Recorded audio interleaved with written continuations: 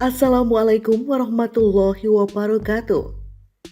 Pastor Kanada ini bersyahadat setelah tidak menemukan jawaban yang logis tentang Trinitas.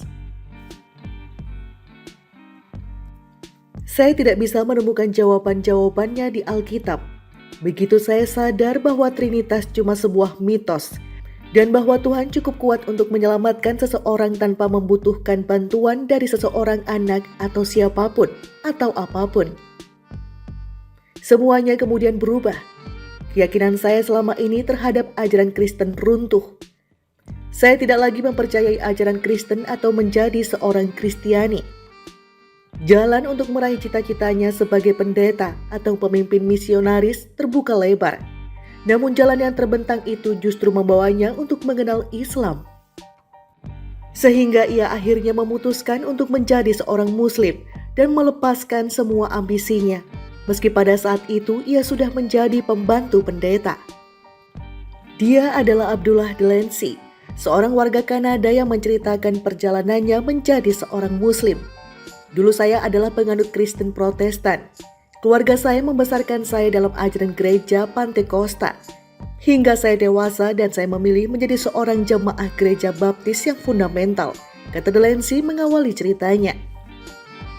Menurutnya sebagai seorang Kristen yang taat, kala itu dia kerap terlibat dengan berbagai aktivitas gereja seperti memberikan khotbah pada sekolah minggu dan kegiatan-kegiatan lainnya. Saya akhirnya terpilih sebagai pembantu pendeta. Saya benar-benar ingin mengabdi lebih banyak lagi pada Tuhan dan memutuskan untuk mengejar karir sampai menjadi seorang pendeta. Tutur Delancey yang kini bekerja memberikan pelayanan pada para pasien di sebuah rumah sakit lokal. Keinginannya sebenarnya menjadi seorang pendeta atau menjadi seorang misionaris. Namun ia berpikir jika menjadi seorang pendeta, maka akan memperkuat komitmen hidupnya dan keluarganya pada gereja secara penuh. Delancey pun mendapatkan beasiswa untuk mengambil gelar sarjana di bidang agama. Sebelum mengikuti kuliah di Bible College, saya berpikir untuk lebih menelaah ajaran-ajaran Kristen dan saya mulai menanyakan sejumlah pertanyaan-pertanyaan serius tentang ajaran agama saya.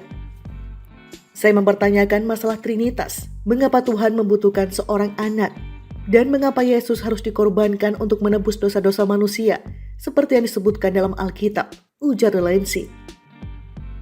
Hal lainnya yang menjadi tanda tanya bagi Delancey, bagaimana bisa orang-orang disebutkan dalam kitab Perjanjian Lama bisa selamat dan masuk surga padahal Yesus belum lahir. Saya dengan serius merenungkan semua ajaran Kristen yang selama ini saya abaikan, sambung Delancey. Ia mengakui tidak mendapatkan jawaban yang masuk akal dan cukup beralasan atas semua pertanyaan-pertanyaan yang menjadi dasar ajaran agama Kristen itu.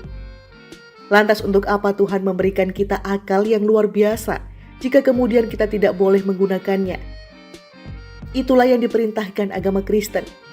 Agama Kristen meminta kita untuk tidak menggunakan akal. Ketika menyatakan bahwa Anda harus punya keyakinan.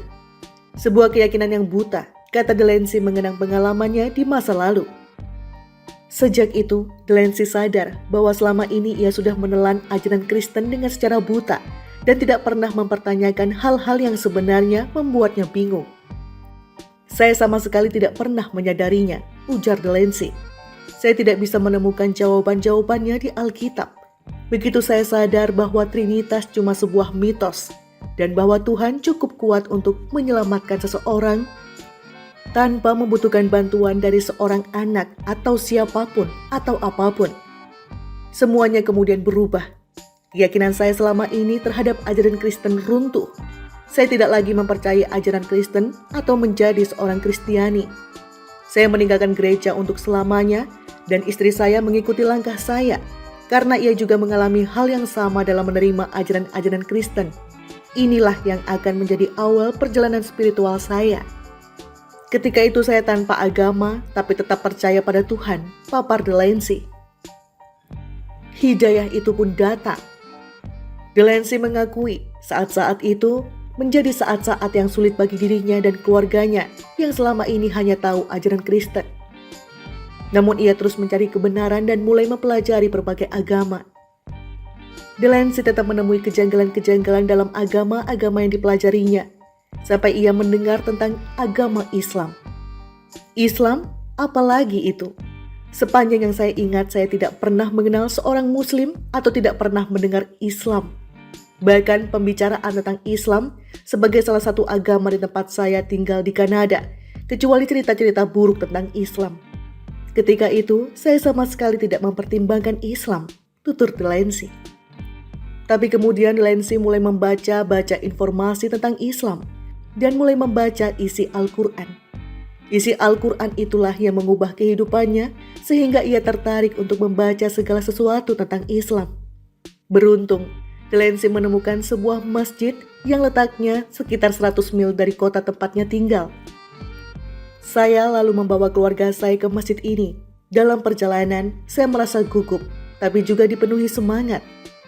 Dan saya bertanya pada diri sendiri, apakah saya akan diizinkan masuk ke masjid? Karena saya bukan seorang Arab atau Muslim, kisahnya. Setelah sampai di masjid, saya pun merasa bahwa tidak ada yang perlu dikhawatirkan. Ia dan keluarganya disambut hangat oleh seorang imam dan sejumlah Muslim di masjid itu. Mereka sangat baik, tidak seburuk berita-berita tentang Muslim, ujar Delancey. Di masjid itu, Delancey diberi buku yang ditulis oleh Ahmad Deedat, dan ia diyakinkan bisa menjadi seorang Muslim. Delancey membaca semua material-material tentang Islam dan sangat menghargai pemberian itu, karena di perpustakaan di tempatnya tinggal hanya ada 4 buku tentang Islam. Setelah mempelajari buku-buku itu, saya sangat syok. Bagaimana bisa saya menjadi seorang Kristiani begitu lama dan tidak pernah mendengar ada kebenaran. Saya akhirnya meyakini Islam dan ingin masuk Islam, kisah Delancey. Ia kemudian mengontak komunitas Muslim di kotanya. Pada tanggal 24 Maret 2006, saya pergi ke masjid dan mengucapkan syahadat beberapa saat sebelum pelaksanaan sholat Jumat. Dengan disaksikan komunitas Muslim di kotanya, saya mengucap La ilaha illallah Muhammadur Rasulullah. Tiada Tuhan selain Allah dan Muhammad adalah utusan Allah. Saya pun menjadi seorang Muslim. Hari itu adalah hari paling indah dalam hidup saya. Saya mencintai Islam dan merasakan kedamaian sekarang. Tukas Delancey mengingat kembali saat-saat ia menjadi seorang mu'alaf. Delancey mengakui ia dan keluarganya menghadapi masa-masa sulit setelah memutuskan memeluk Islam, terutama dari teman-temannya yang Kristen dan dari kedua orang tuanya. Ia tidak diakui lagi sebagai anak dan teman-temannya yang Kristen tidak mau lagi bicara dengannya. Delancey dijauhi bahkan ditertawai. Saya senang menjadi seorang Muslim. Tak masalah jika teman-teman saya sesama orang Kanada memandang saya aneh karena memilih menjadi seorang Muslim. Karena saya sendiri yang akan mempertanggungjawabkan perbuatan saya pada Allah setelah saya mati.